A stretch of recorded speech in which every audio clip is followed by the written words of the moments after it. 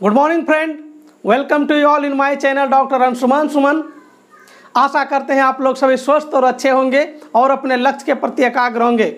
मित्रों, हमारा वायसराय का सीरीज चल रहा है। उससे आगे बढ़ते हुए यहाँ पे हम दो वायसराय के बारे में पढ़ेंगे। हम इसलिए दो वायसराय के बारे में आज पढ़ रहे हैं क्योंकि ये छोटा छोटा काफ़ी महत्वपूर्ण वीडियो होने वाला है। क्योंकि मित्रों 1900 ईस्वी के बाद से 1947 तक जितने वायसराय आएंगे उसके कार्यकाल काफ़ी महत्वपूर्ण होंगे, क्योंकि स्वतंत्रता संग्राम जो है बड़े पैमाने पर प्रारंभ हो चुका था और इसलिए तथ्यों को समायोजन भी उसी प्रकार से आपको मिलेगा। बहुत प्रकार का तथ्य यहाँ मिलेगा। इसीलिए हम अब कोशिश कर रहे हैं कि आपको बहुत बेहतर ढंग से तथ्यों को आपके सामने लाया जाए। इसीलिए टुकड़े में लाएंगे, दो वायसराय को एक बार एक वीडियो में लाएंगे तो आपको बहुत आसान होगा। तो आज हम पढ़ेंगे सबसे पहले वायसराय हार्डिंग सेकेंड, जिसका कार्यकाल 1910 से 1916 6 वर्ष के लिए होगा। दूसरा पढ़ेंगे चेम्सफोर्ड 1916 से 1921 5 वर्ष के लिए होगा। ठीक है, तो इस प्रकार से अगर हम दोनों को मिला दें तो 11 साल का हम जो है वायसराय का काल अभी पढ़ने वाले हैं। उसके बाद इधर जो है आपको एक राइट ब्रेन आपका खोलेंगे आज हम, और 1910 से लेकर के अंत तक जितने वायसराय हुए और गवर्नर जनरल हुए उसको हम एक सीरीज में आपको याद करवा देंगे। बस थोड़ा सा आपको ध्यान देना है, राइट ब्रेन को ओपन करेंगे तो चलिए मज़ा आएगा। और ये सारे तथ्य जहाँ से काफ़ी सारे प्रश्न पूछे जाएंगे, एक एक करके हम देखेंगे। तो हार्डिंग सेकेंड को हम सबसे पहले देखते हैं। मित्रों, इन्होंने 1911 ईस्वी में बंगाल विभाजन को रद्द कर दिया। आपको मालूम है बंगाल का विभाजन 1905 ईस्वी में करजन के काल में हुआ था, जिसका काफ़ी प्रतिरोध हो रहा था। इसीलिए इसको रद्द करना हार्डिंग सेकेंड आवश्यक समझा। ठीक है, आगे आइए। इसके काल में 1911 ईस्वी में ही राजधानी जो पहले कलकत्ता थी अब राजधानी दिल्ली कर दिया गया।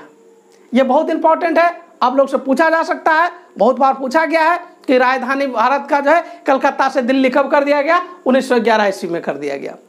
और देखिए इसी समय 1911 ईस्वी में दिल्ली दरबार की भी आयोजन किया गया था। कितना ईस्वी में? 1911 ईस्वी में ही दिल्ली दरबार। और इस दिल्ली दरबार में जॉर्ज प्रथम जो इंग्लैंड का विंडसर वंश का सेकेंड राजा था। ठीक है, हम एडवर्ड सेवन की बात किए थे। एडवर्ड सेवन जो था इसका प्रथम राजा था, महारानी विक्टोरिया के बाद विंडसर वंश का ये सेकेंड था जॉर्ज पंचम। तो उसका जो है राज्यारोहण, एक प्रकार से राज्यारोहण का समारोह हुआ था इसकी पत्नी मेरी के साथ। कहाँ पे? दिल्ली में। तो दिल्ली दरबार अगर आपको पूछा जाए 1911 में किसके लिए हुआ था तो जॉर्ज पंचम एवं मेरी, इसकी पत्नी मेरी का जो है राज्यारोहण का एक प्रकार से समारोह यहाँ पे था। ठीक है, तो समारोह में भाग लेने वाले लोग भी समारोह के पोशाक में ही आए थे, राज्यारोहण के समारोह के पोशाक में आए थे। ठीक है मित्रों, तो इसको याद रखना है। और आप लोग को एक कमेंट बॉक्स में करके बताना है हमको एक बार और दिल्ली दरबार की व्यवस्था की गई थी, वो कब किया गया था और किस वायसराय के समय में क्या था, आप हमको कमेंट बॉक्स में लिख के बताइएगा। अगर आप इसको कनेक्ट किए होंगे तो आपको बहुत मजा आएगा। चलिए आगे देखते हैं। यही हार्डिंग सेकेंड है जिस पर कि बम फेंका गया था जब वो दिल्ली में प्रवेश कर रहा था। तो ये जितनी सारे तथ्यों को हम पढ़ रहे हैं मित्रों, तो अभी इसलिए हम एक प्रकार से कह सकते हैं कि आपको पॉइंट, एक बुलेट पॉइंट के रूप में आपको बता रहे हैं। इस सब पर विस्तार से चर्चा करेंगे आने वाला हम वीडियो में, क्योंकि सबके बारे में हमको अलग से पढ़ना पड़ेगा, बंगाल विभाजन हो या अन्य कोई टॉपिक्स हो। ठीक है, तो अभी आपको एक स्ट्रक्चर बना रहे हैं। तो चलिए हार्डिंग सेकेंड पर क्या हुआ था, बम से हमला हुआ था। उसके बाद देखिए यहाँ पे एक नया चीज आपको मिलेगा, स्वतंत्रता संग्राम का एक अनूठा व्यक्ति जिसका नाम था मोहनदास करमचंद गांधी। पोरबंदर में इसका जन्म हुआ था। ठीक है, 2 अक्टूबर कब? 1869 ईस्वी को। यह व्यक्ति दक्षिण अफ्रीका में सेवा दे रहा था। ठीक है, इस पर भी हम विस्तार से बाद में चर्चा करेंगे। 1915 ईस्वी में यह भारत लौटा था। और यूँ कहें कि राजनीति में भारत में गांधी जी 1915 से सक्रिय राजनीति के एक प्रकार से राजनीति में प्रवेश किया था। तो ये किसके समय में? हार्डिंग के समय में ही आता है।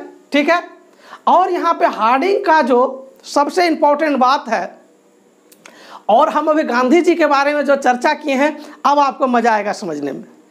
हम कह रहे हैं कि गांधी जी 2015 में आया था और इसका जो शासनकाल है 10 से 16 यानी 1914।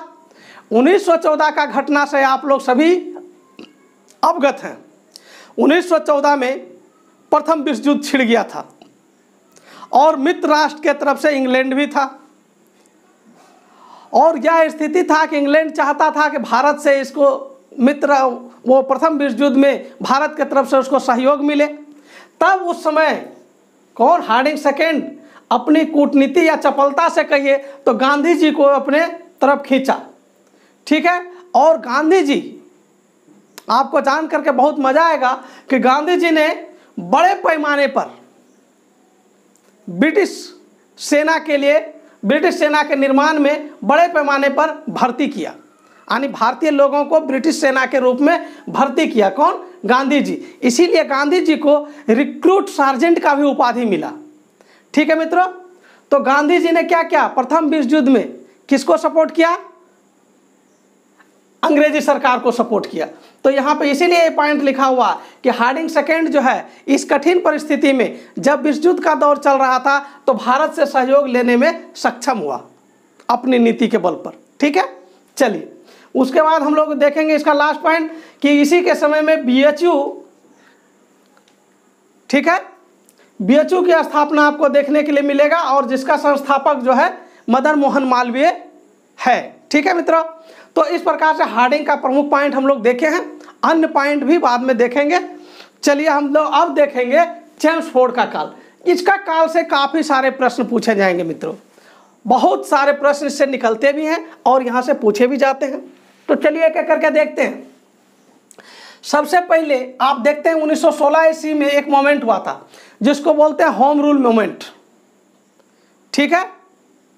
आप स्थानीय स्वशासन की चर्चा आप देख चुके थे, किस प्रकार के रिपन के समय में 1882 ईस्वी में प्रारंभ हुआ था। यहाँ पे होम रूल मूवमेंट का आंदोलन चलाया किसने? मदन मोहन मालवीय, ठीक है। होम रूल आंदोलन, सॉरी तिलक, कौन? तिलक, बाल गंगाधर तिलक। और उसका सहायक कौन था? Annie Besant. उसका सहायक कौन था? Annie Besant. तो होम रूल आंदोलन के बारे में आपसे पूछा जाए कि कब प्रारंभ हुआ, तो 1916 ईस्वी में प्रारंभ हुआ। किसने चलाया? बाल गंगाधर तिलक। और उसका सहायक कौन था? एनी बेसेंट था, ठीक है। अब आइए कि 1916 ईस्वी में देखिएगा तो एक लखनऊ पैक्ट हुआ। ये लखनऊ पैक्ट क्या था इस पर भी विस्तार से हम चर्चा करेंगे। यहाँ पर जानकारी के लिए कांग्रेस और मुस्लिम लीग के बीच में समझौता हो गया। कांग्रेस और मुस्लिम लीग के बीच में समझौता हो गया। कांग्रेस प्लस मुस्लिम लीग के बीच में समझौता हुआ लखनऊ पैक्ट में।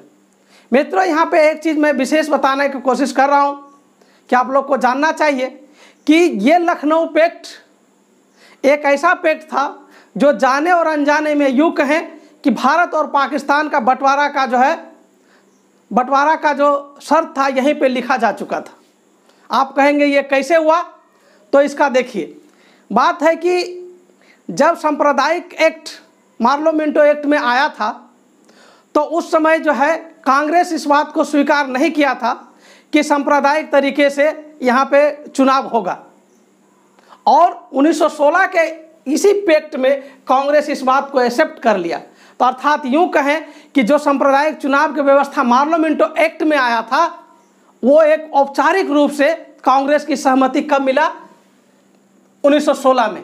अगर हम इसका दूसरे ढंग से विश्लेषण करें, अगर कांग्रेस का सहमति इस बात पर नहीं बनता तो कांग्रेस जितनी बड़ी शक्ति उस समय थी तो शायद सांप्रदायिक चुनाव प्रणाली नहीं हो पाता और आगे चल के हो सकता था कि भारत और पाकिस्तान का बंटवारा ही नहीं होता। तो वही प्रणाली आगे चल के विस्तार रूप धारण करते रहा। तो इस चीज़ को समझने के लिए हमने इतना बताया। तो लखनऊ पैक्ट का बहुत ही इंपॉर्टेंस था, ठीक है। तो लखनऊ पैक्ट कब हुआ? 1916 ईस्वी में, ठीक है मित्रों। उसी प्रकार से कहें तो महात्मा गांधी का प्रथम प्रयोग जो बिहार की धरती से हुआ था, जो कहा गया चंपारण सत्याग्रह। क्या कहा गया? चंपारण सत्याग्रह।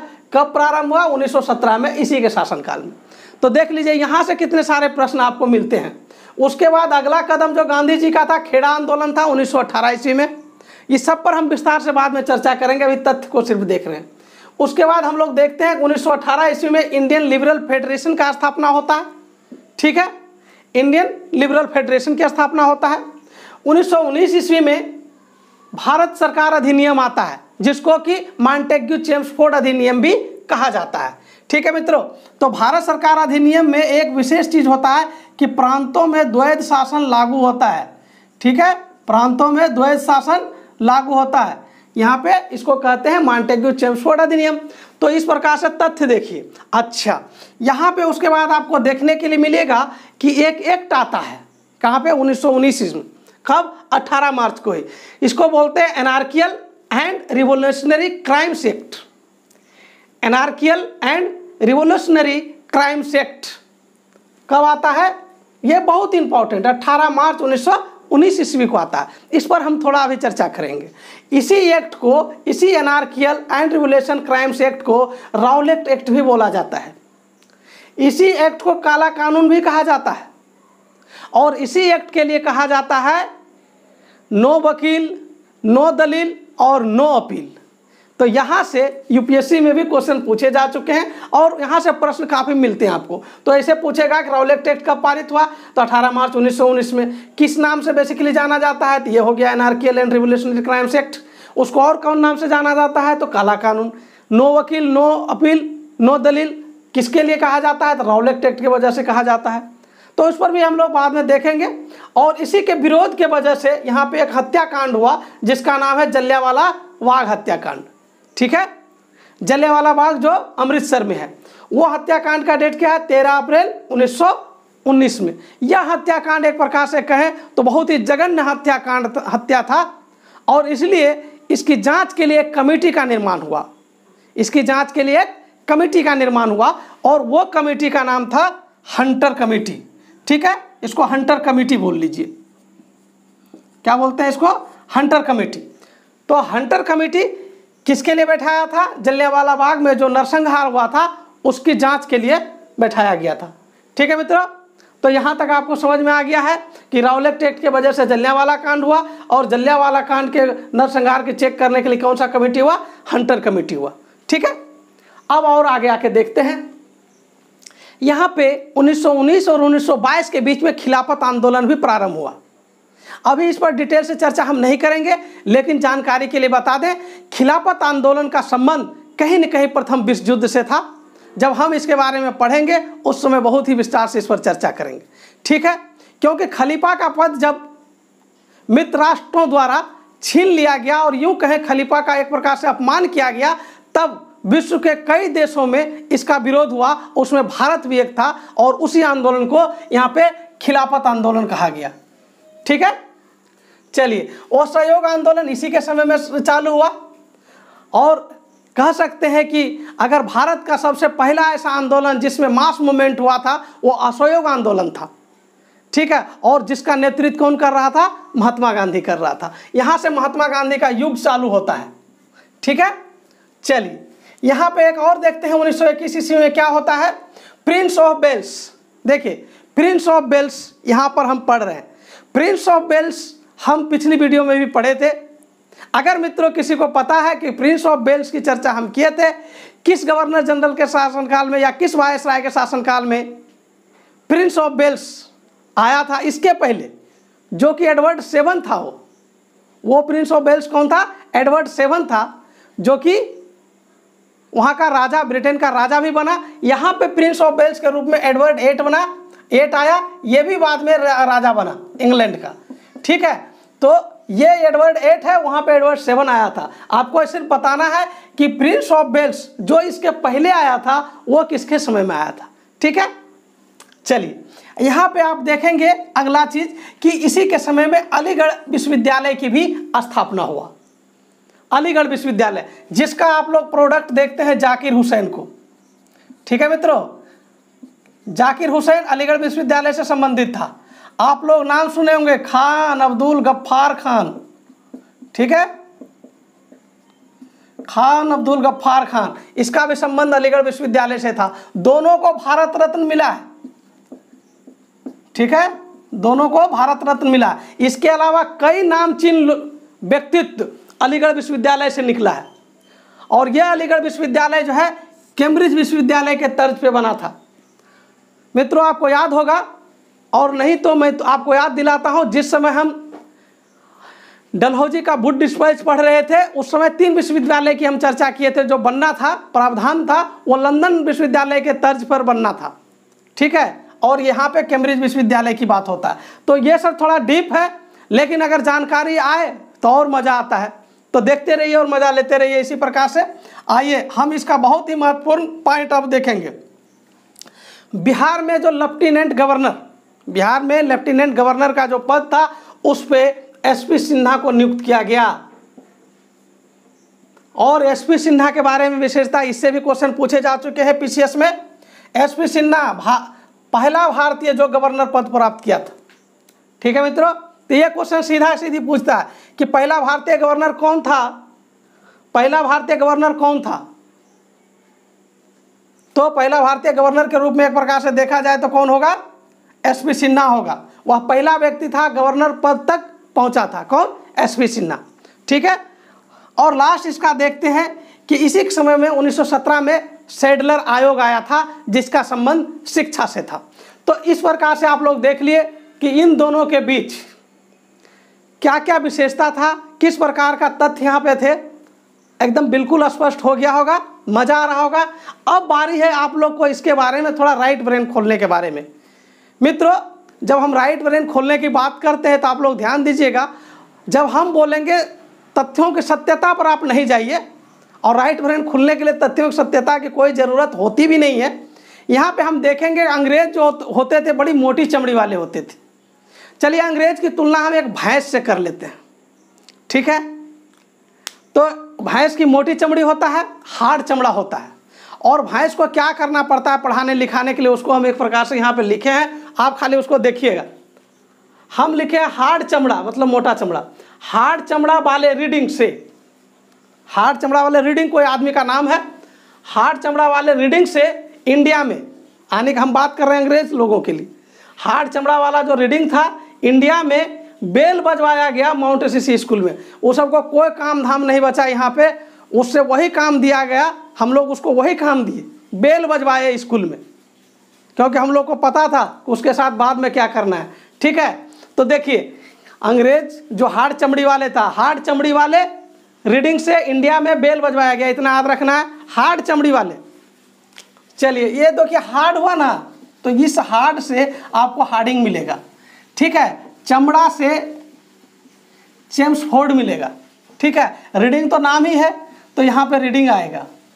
देखते जाइए एक बार में क्या होता है, हो सकता है आप इससे बेहतर बना पाएँ, लेकिन हम एक तरीका जो अपनाए थे तो उसलिए सोचेगा आप लोग को एक रखते हैं, तो इससे क्या होगा, कन्फ्यूजन काफ़ी दूर हो जाता है। अब देखो ये हार्ड चमड़ा वाले रीडिंग से इंडिया में, तो इंडिया में आई से शुरू होता है, तो आई से आपने इरविन ले लिया, इंडिया से आई से इरविन लिया, इंडिया में बेल बजवाया बीई, तो बीई से बेलिंगटन, और एल से हम लोग लिनलिथगो ले लिया कि बेल बजवाया। फिर बजवाया था तो छोटी वो था तो बैबेल हो गया, ठीक है, छोटी वो से बैबेल हो गया। और कहाँ पे बजवाया, माउंट एसीसी स्कूल में, माउंट, तो यहाँ पे माउंट बेटन हो गया, माउंट से माउंट बेटन हो गया, और सी तो सी राजगोपालाचारी हो गया।